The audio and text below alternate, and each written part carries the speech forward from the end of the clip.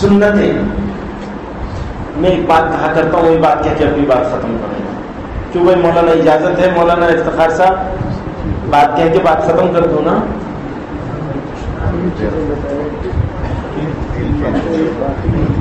ایک واقعی ہے نا,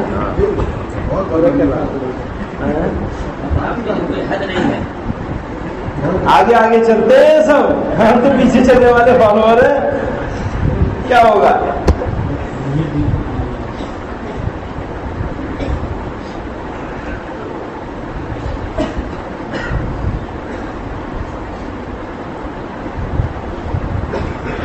میں کہیں کسی مجلس میں تھا تو میں نے قصہ سنایا کہ میں ایسے ملکوں میں جانے کا موقع ملتا ہے جہاں کے جانور ہم سے اچھے حال میں ہوتے ہیں. ایسے ملکوں میں جانے کا کبھی کبھی موقع ملتا ہے جہاں کے جانور یہاں کے انسانوں سے, بہت سارے انسانوں سے اچھے حال میں رہتے ہیں. لیکن جب میں واپس آتا ہوں یہاں, پتہ نہیں, جب میں واپس آتا ہوں یہاں تو مجھے یہاں کی مٹی میں وہ خوشبو ملتی ہے جو وہاں کے پھولوں میں نہیں محسوس ہوتی.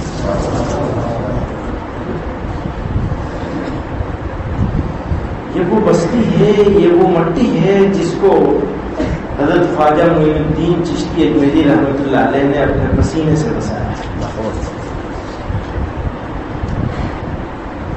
یہ جو لوگوں کا خیال ہے کہ بادشاہوں کی وجہ سے یہاں آیا, بکواس ہے, بالکل بکواس ہے. ہو سکتا ہے کسی علاقے کے کسی دیندار, ایماندار, شریف حکمراں کی وجہ سے لوگوں نے اسلام قبول کیا ہو, ایسے ہیں لوگ, لیکن ان کی وجہ سے بھی نہیں آیا. آیا ہے یہ اللہ کے ولیوں کی وجہ سے. اس ملک پر یہ ہم لوگوں کو ایمان نصیب ہوا, اس نسلوں کو اللہ والوں کی وجہ سے. انہوں نے کیا کیا تھا؟ انہوں نے کیا کیا تھا؟ ذرا یاد کریں حضرت خواجہ معین الدین چشتی اجمیری رحمۃ اللہ علیہ جاری حکم فرما دیا کہ میرے لنگر میں گوشت نہیں پکے گا. اب لوگ ناراض ہو جائیں گے. انہوں نے حکم دے دیا میرے لنگر میں گوشت نہیں پکے گا, سبزی پکے گی, دال پکے گی. کیوں؟ تاکہ میرے ساتھ بیٹھ کر کے ہر مذہب کے لوگ, ہر طبقے کے لوگ کھانا کھا سکیں. جو بھوکا آئے وہ اس وجہ سے بھوکا واپس نہ چلا جائے کہ یہاں میرے کھانے کی چیز نہیں ہے میری جگہ. کیسی وسیع نظر, کیسی دور اندیشی تھی. کیا حوصلہ تھا. نتیجہ یہ ہوا کہ لاکھوں لوگ چہرے مبارک پہ نظر پڑتی تھی, لوگ ایمان لے آتے تھے. چہرے مبارک پہ جس کی نظر پڑ گئی وہ محروم نہیں گیا. اور یہ تو ایک, اگر قصے ان بزرگوں کے سنانے شروع کرے تو بھائی سارا وقت گزر جائے گا.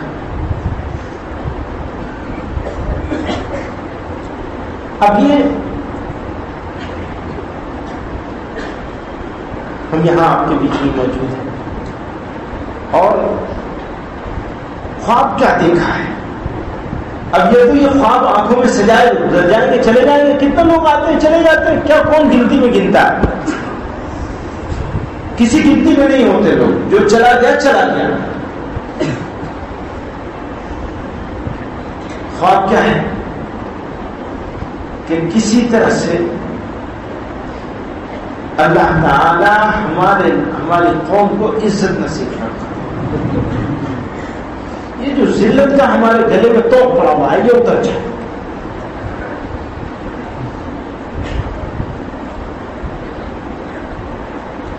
میں واپس جاتا ہوں وہیں جہاں سے شروع کیا تھا. اپنے وقت کا استعمال.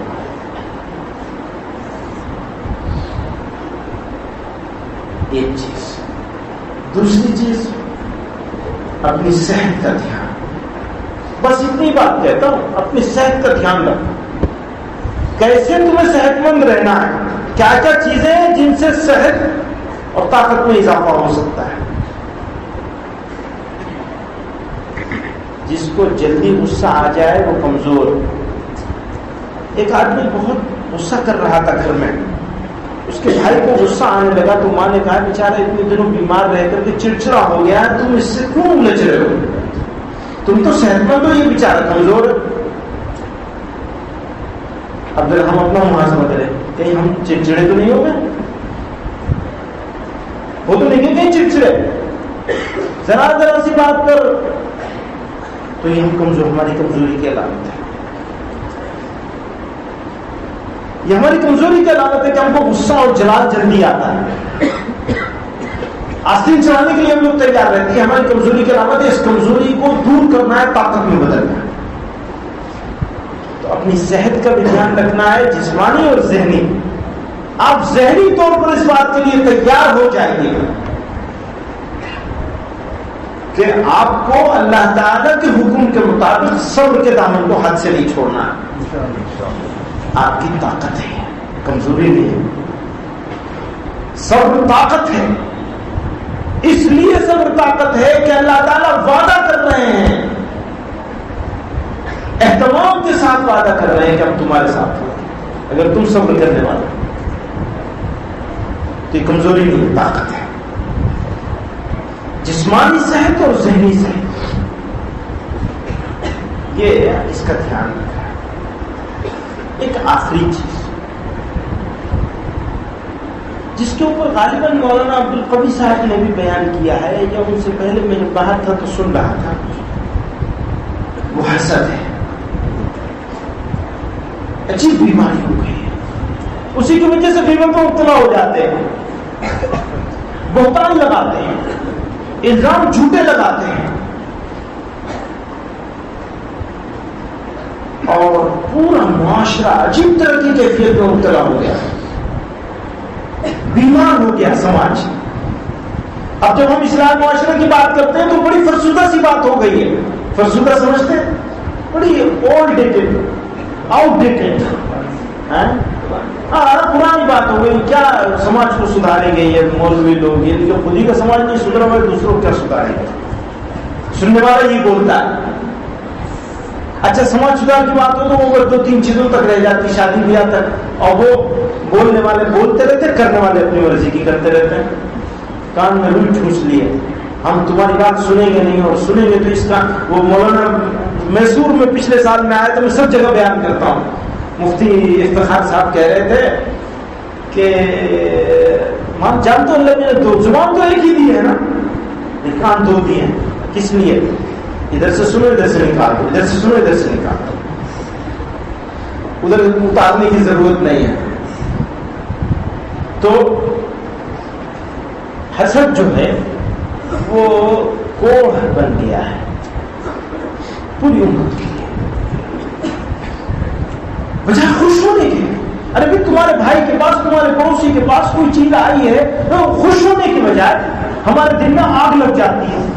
اور یاد رکھیے وہ آگ ہمیں جلاتی ہے، دوسرے کو نہیں جلاتی، اور معاشرے کو برباد کرتی ہے.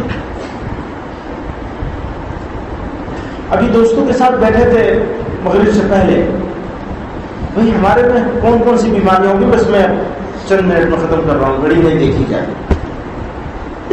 بڑی معلوم ہے کہ بوجھ ہے، وجود جو ہے بوجھ ہے، ویسے بھی بوجھ ہی ہے. نقلی لوگ کب تک چھپا سکیں گے اپنے آپ کو؟ تو میں اس کا کہا تھا کہ 3-4 چیزوں کی طرف ہمیں ہمارے میں آئے، اور یہ بیماریاں عام ہیں ادھر بھی ادھر بھی سب جگہ. ایک تو یہ کہ ہم لوگ حرام حلال کی تمیز ہمارے میں سے کم ہو گئی. نتیجہ یہ ہے کہ سود کی لعنت میں پڑ گئے، کہیں چٹ فنڈ کے حوالے سے، کہیں کسی حوالے سے، کہیں کسی حوالے سے. تو ہمیں اس کی طرف توجہ دینی چاہیے، کیونکہ حرام مال جو ہے وہ مصیبت لے کے آتا ہے. پھر میں اپنے جوانوں سے کہنا چاہتا ہوں، ایک شکایت اور بہت عام ہو گئی کہ ہم اپنے والدین کا اکرام تو دور کی بات ہے، یہ ایک برائی پھیل رہی ہے کہ والدین ہمارے لیے بوجھ بن گئے، اور صرف یہی نہیں ہے بلکہ بدکلامی اور بدتمیزی شروع ہو گئی، اور اس سے آگے معاملہ ہے کہ ہاتھ پائی تک نوبت آ گئی بزرگوں کے ساتھ۔ بھائی یہ باقی سارے جرم کی سزا میں کروں گا مجھے ملے گی، لیکن اس جرم کی سزا پوری قوم کو ملے گی۔ اگر ہم نے اپنے بزرگوں کی بے حرمتی کر لی اور ان کی دعا لے کر ان کو راضی کر کے اس دنیا سے نہ بھیج سکے تو یاد رکھیے پوری قوم کو سزا ملے گی، اس کی کوئی بچت نہیں۔ اور ایک وعدہ اور کر کے جاتا ہوں میں یہاں سے، جس آدمی نے اپنے ماں باپ کے ساتھ بدتمیزی کر لی ہے اور معافی نہیں کرا سکا ہے، یہ میرا وعدہ ہے اس کی موت اس وقت تک نہیں آئے گی جب تک اس کی اولاد اس کو جوتوں سے پیٹ نہیں دے گی، انشاءاللہ یہ طے بات ہے۔ جیسا کرو گے ویسا کرو گے۔ ایک قصہ اچھا سا اور سنا دوں۔ میرے دادا رحمۃ اللہ علیہ اپنے سب سے چھوٹے بھائی سید محمود رحمۃ اللہ علیہ کے بارے میں ایک بات فرمایا کرتے تھے، کہتے تھے میں نے استادوں کی خدمت کی، اللہ نے مجھے علم کی دولت سے نواز دیا، اور محمود نے یعنی اپنے بھائی کے بارے میں، سب سے چھوٹے بھائی مدینہ منورہ میں رہتے تھے، محمود نے والدین کی خدمت کی تو اللہ نے اسے دولت سے نواز دیا، دنیا کی دولت سے۔ تو ایک چوتھائی مدینے کے مالک ہیں، ان کی اولاد ہے، الحمدللہ اتنا نوازا ہے اللہ تقریباً کم و بیش۔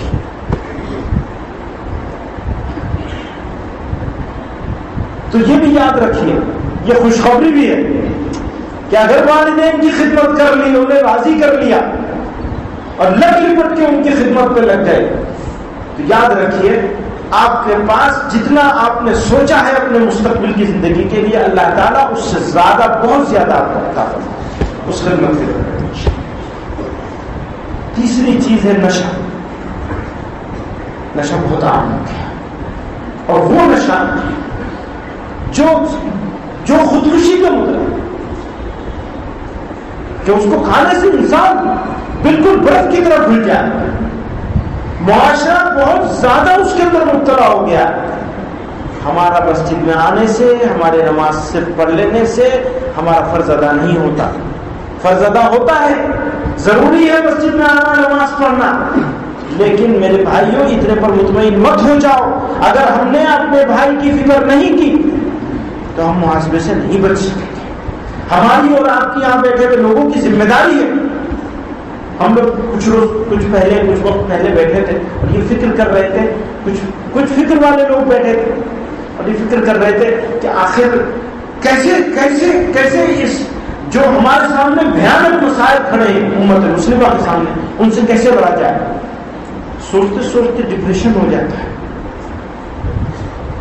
سخت ڈپریشن ہوتا ہے، اور وہ ڈپریشن دور ہوتا ہے ایسی مجلس میں آپ لوگوں کے ساتھ آ کر بیٹھ کر۔ یہ روشن چہرے، یہ مبارک وجود، یقین جانیے اگر آپ لوگوں کا وجود نہ ہو تو ملت ختم ہو چکی۔ آپ کے ہاتھوں میں ہے سب کچھ آپ کے ہاتھ میں ہے۔ آپ کو پروردگار عالم نے یہاں جمع ہونے کی توفیق دے کر آپ کو ایک ریسپانسبلٹی عطا کر دی۔ آپ سمجھ رہے ہیں میری بات؟ آپ کے اوپر ریسپانسبلٹی ہے، آپ کے اوپر ذمہ داری ہے، آپ کا فریضہ ہے، اور ہم اور آپ کوئی بچ نہیں سکتے اس ذمہ داری سے۔ اس کا احساس کریں، جگائیں، جاگیں۔ کوئی قائد، کوئی لیڈر، کوئی جماعت نہیں آنے والی، ہمیں اور آپ کو کام کرنا ہے۔ کوئی مدد کے لیے آنے والا ہے، اپنے بھائیوں کو بچانا ہے، ان بھائیوں کو بھی بچانا ہے جو ایمان سے محروم رہ گئے، ان بھائیوں کو بھی بچانا ہے جو خدا کی نعمت کے طور پر بغیر مانگے جن کو ایمان مل گیا اور وہ ناقدرے ہو رہے ہیں، پر عمل ہی نہیں چلا۔ کیا طریقہ ہوگا؟ 3 چیزیں: دعوت و تبلیغ، خانقاہیں اور مدارس دینی۔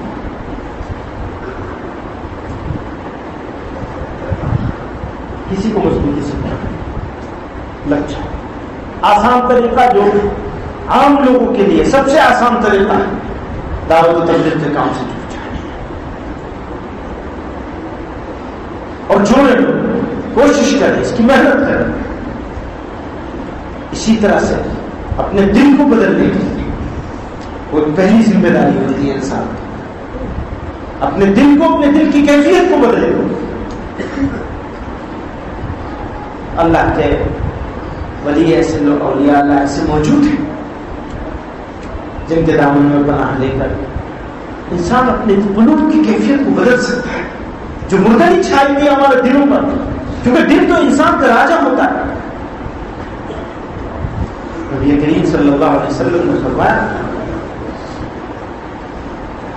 کیا ہے وہ حدیث؟ اذا صلحت صلح الجسد كله، اذا فسدت فسد الجسد كله. الا وهي القلب. وہ تو بس دل ہے، سدھر گیا تو سب سدھر جائے گا، بگڑ گیا تو سب بگڑ جائے گا. بس دل ہے، دل، اس کو ٹھیک کرو. بس ہوشیار ہو جاؤ، اسی کو ٹھیک کر لو اور اپنی نسلوں کے ایمان کو بچانے کے لیے مدارس اور مکاتب. مجھے بیت المال کے بارے میں بات نہیں، ہمارے حضرت مولانا رحمۃ اللہ صاحب دامت برکاتہ ہیں اور اپنے ساتھیوں نے، سب نے، اپنے اکابر نے، سب نے ذکر کر دیا ہے جماعت کا، جمعیت کا، آرگنائزیشن کا، سنگٹھن کا کیا فائدہ ہے. ایک کام آرگنائزڈ ہوتا ہے، ایک ان آرگنائزڈ ہوتا ہے. آرگنائزڈ کام کی بات ہی کچھ اور ہوتی ہے. آپ سوتے رہیں گے اگر کسی آرگنائزڈ کام سے جڑے ہوئے ہیں، آپ سوتے رہیں گے لیکن آپ کو حصہ وہاں سے پہنچتا رہے گا جو دوسری جگہوں پر کام چل رہا ہے. اس لیے جماعت سے جڑنا، چاہے وہ جماعت ہو اور چاہے وہ جمعیت ہو. اور کوئی کمپٹیشن نہیں ہے، کوئی کانفلکٹ نہیں ہے. ایک منزل ہے، کام کرنے کے الگ الگ طریقے، الگ الگ ذمہ داریاں، اور ہر ایک کام سے جڑا ہوا آدمی ساروں سے جڑ سکتا ہے اور ساروں سے جڑنا چاہیے، چھوڑ کے نہیں رکھنا چاہیے. ہاں اللہ تعالیٰ جس کو جتنی توفیق ہے تھوڑی زیادہ ہے. میرے بھائی بزرگوں، نو دہراتوں شروع والی بات، بس وہ 3 بات. آپ حسد کرنا چھوڑ دیجیے، ارادہ کر لیجیے. اچھا، حسد کو چھوڑنے کا طریقہ حضرت تھانوی رحمۃ اللہ علیہ نے بڑا خوبصورت لکھا، میں نے آزمایا، میں نے آزمایا. بڑا خوبصورت طریقہ واللہ. وہ کیا ہے؟ جس کے لیے دل میں حسد پیدا ہوتی ہے، سب کے پیدا ہوتی ہے، کوئی بچا ہوا نہیں ہے، کوئی نہیں بچا ہوا یہاں موجود لوگوں میں سے. ضرور پیدا ہوتی ہے حسد. حسد پر باقی رہنا جرم ہے، حسد پیدا ہونا جرم نہیں ہے. بچا کیسے جائے گا باقی رہنے سے؟ جس کے لیے آپ کے دل میں حسد پیدا ہوگی، کسی کی گاڑی دیکھ کے حسد پیدا ہوگی، کسی کا گھوڑا دیکھ کے حسد پیدا ہوگی، کسی کا گھر دیکھ کے، کسی کی دکان دیکھ کے، کسی کے کپڑے دیکھ کے، کسی کے اولاد کو اچھا کرتا دیکھ کر کے حسد پیدا ہوگی. جس کے لیے حسد پیدا ہو اس کے لیے دعا کر یہ ہاتھ اٹھا دیں، اللہ اس کو اور نواز دیجیے، الہ العالمین اس کو اور نواز دیجیے، اس کا ایک مکان اور بنوا دیجیے کسی اچھے خوبصورت جگہ. آپ کے دل سے وہ جو آگ لگی ہوئی ہے اس کو پانی پڑ جائے گا. بالکل یہ گارنٹیڈ بات ہے، بزرگ کی کہیں بھی بات ہے اتنا ہی کافی ہے، لیکن میرا تجربہ بھی ہے. اچھا، اور دوسرا سن لیجیے فائدہ. نبی کریم صلی اللہ علیہ وسلم نے ارشاد فرمایا، اگر تم کسی مومن کے لیے کوئی دعا کرتے ہو اللہ تعالیٰ قبول فرماتے ہیں، اور اس کے لیے اس کو عطا کرنے سے، اس کے لیے قبول فرماتے ہیں، اس کو عطا کرنے سے پہلے دعا کرنے والے کو عطا فرماتے ہیں.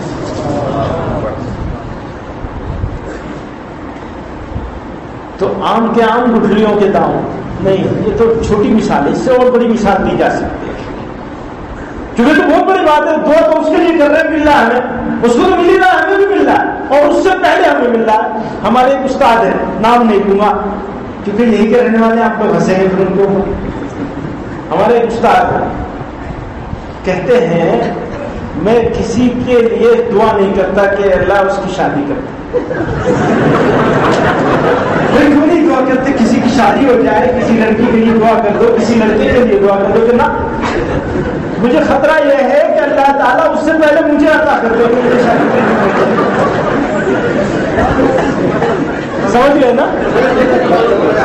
سب سمجھ گئے، لیکن میں نے نام نہیں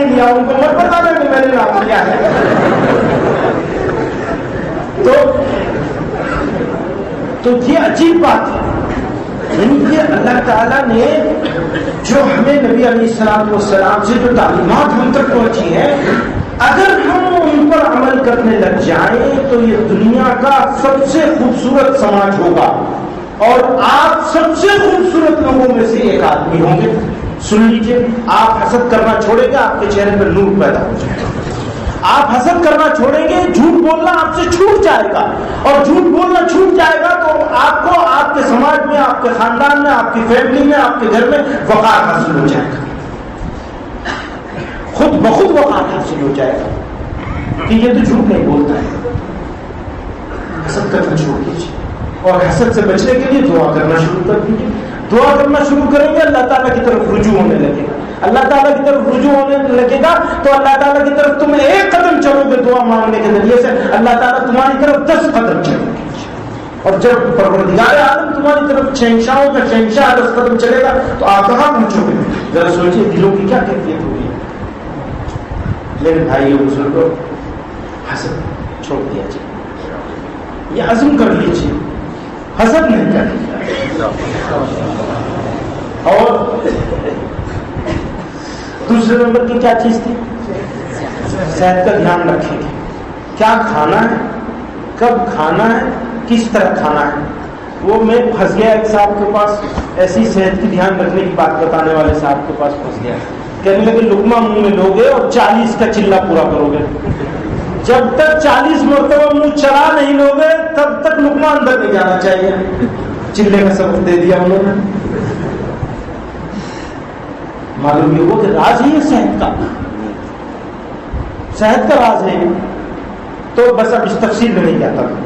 آپ خود ڈھونڈیں گے، اگر فکر پیدا ہو گئی اپنے صحت بنانے کی، آپ خود ڈھونڈیں گے کیا چیز مفید ہے، کیا چیز مضر ہے، کس وقت ہے، کس وقت سونا ہے، کس وقت جاگنا ہے، کس وقت اٹھنا ہے، کس وقت بیٹھنا ہے، کتنا ہمیں کام کرنا ہے، کتنا ہمیں آرام کرنا ہے، کتنا ہمیں تفریح کرنی. تفریح کا بھی وقت ہونا چاہیے، لیکن متعین ہونا چاہیے ٹائم مینجمنٹ کے ساتھ، ٹائم ٹیبل کے ساتھ، نظام الاوقات کے ساتھ. ایسے نہیں کہ بس انلے ترلے ہو رہا ہے. میں اپنے نوجوان ساتھیوں کو کہتا ہوں رات میں 12-1 بجے تک بیٹھے رہیں گے، پھر سو جائیں گے جا کے، اور جب تھک جائیں گے سوتے سوتے، اور یہ ہوگا کہ بستر میں کانٹے اگائے، اب تو نیند ہی نہیں آ رہی ہے، تو دن میں 11 بجے 12 بجے سو کے اٹھ جائیں. یہاں کے لوگ 8 بجے اٹھ جاتے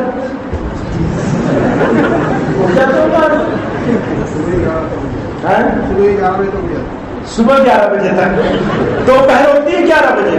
بھائی صحت نہیں ٹھیک رہ سکتی، بالکل نہیں ٹھیک رہ سکتی. دیر میں سو گے، دیر میں جاگو گے، برباد ہو جائے گی. چند روز کی محنت ہے، کوشش کرو، زندگی بدل جائے گی. آپ خود اپنے اندر ایک توانائی محسوس کریں گے جس وقت میں اللہ تعالیٰ، وہ میں اللہ تعالیٰ کا حوالہ نہیں دینا چاہتا، لیکن میں اس کر دوں جس وقت میں اللہ تعالیٰ آسمان دنیا میں تشریف لاتے ہیں دروازے کھول کر، فرشتے گلی گلی محلے محلے آواز دیتے ہیں، ہمارے سونے بہت شروع ہوتا ہے اٹھنے کو.